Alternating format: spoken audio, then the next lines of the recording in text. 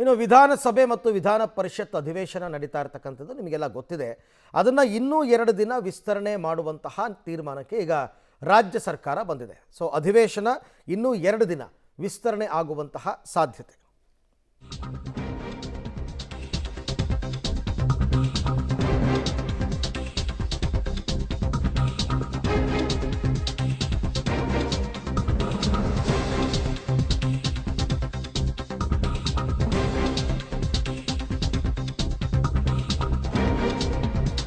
ರಾಜ್ಯದಲ್ಲಿ ಇನ್ನೂ 2 ದಿನ ಅಧಿವೇಶನ ವಿಸ್ತರಣೆಯಾಗುವಂತಹ ಸಾಧ್ಯತೆ ಇದೆ.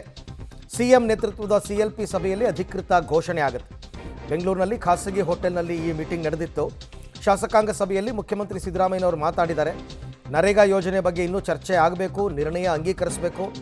ಸದನದಲ್ಲಿ ಈ ಬಗ್ಗೆ ನಿರ್ಣಯ ಅಂಗೀಕರಿಸೋದಕ್ಕೆ ಸಮಯನೇ ಸಿಗ್ತಾ ಇಲ್ಲ. ಈ ಹಿನ್ನೆಲೆಯಲ್ಲಿ ಅಧಿವೇಶನವನ್ನು 2 ದಿನ ವಿಸ್ತರಣೆ ಮಾಡೋಕ್ಕಾಗುತ್ತೆ ಅಂತ ನೋಡ್ತಾ ಇದ್ದಾರೆ.